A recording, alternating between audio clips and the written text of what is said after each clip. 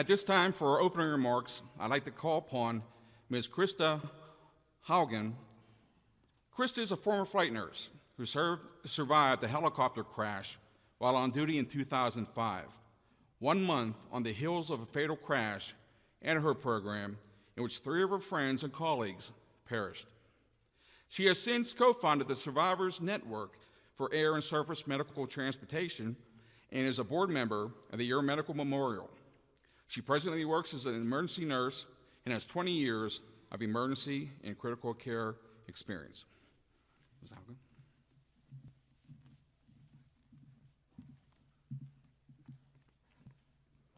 Thank you. I am humbled and honored to be in your presence this evening. A little over a year ago, the Pacific Northwest lost a great EMS pilot.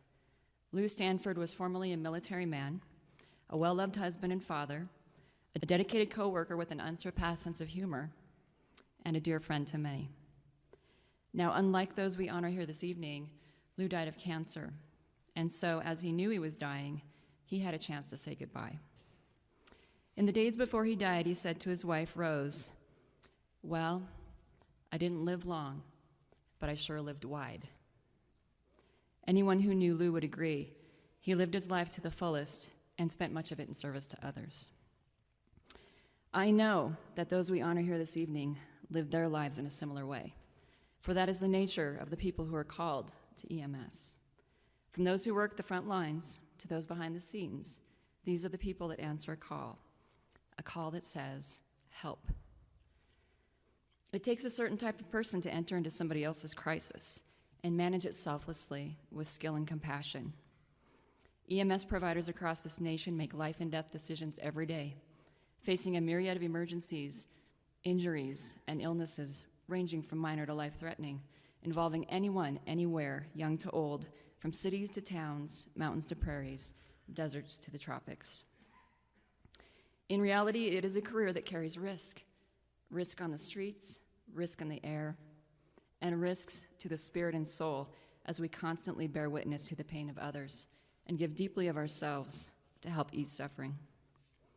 So to those here who work in EMS, be mindful to care for your own mind, body, and spirit with the same dedication you show your patients.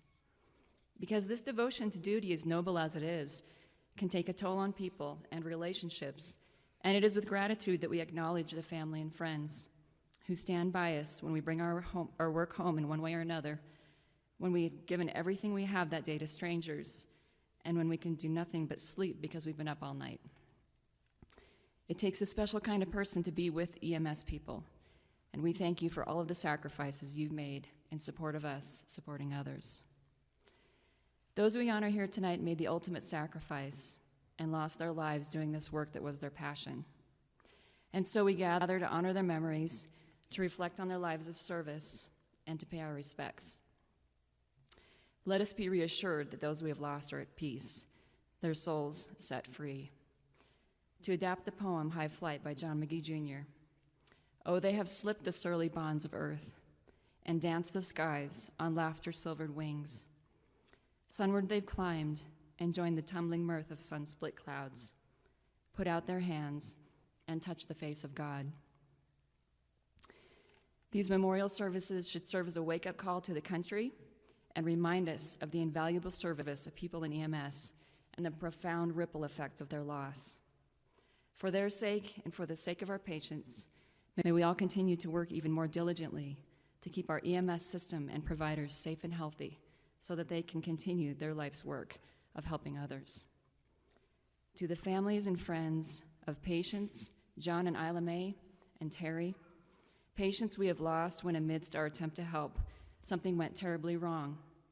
We could not be more heartbroken for your loss, for it is the very antithesis of what we're about, and we are so very sorry. At the same time, let us remind each other not to define an entire career by an accident or mistake. Instead, may we learn with thoughtful intention and apply those lessons forward so that others may be spared the pain of this type of loss. Those we honor tonight were more than EMS providers. They were part of a family and a community. Please know that on those very painful occasions when a rescue or a resuscitation attempt was futile. Those we honor here tonight turned their attention to the families and loved ones of the one lost, those people who are in the very position that you're in now. Your loved one comforted them. They have positively impacted more lives than even they would ever know. And so now, in their absence, we turn to you, their families, friends, and colleagues who truly bear the massive burden of this loss. The ultimate sacrifice is yours as well. We cannot begin to comprehend the impact that the loss of your loved one has had on you and your life. But please know that in the tightly knit community of EMS, from ground to air to the hospital, we feel every loss deeply. Though it may not always be obvious, please know that you are in the thoughts and prayers of so many every day. And although your journey to get through this is yours alone, you're not alone, as we embrace you and we walk beside you in your healing process and encourage you to keep going. Because we recognize that for you, to live your life to the fullest today may simply mean getting out of bed in the morning and putting one foot in front of the other. We wish you patience with yourselves as you learn to adapt to a life without someone who is so central to it. Over the course of my career, I have witnessed the amazing resilience of the human spirit in the face of seemingly unbearable tragedy, and I wish that for each of you.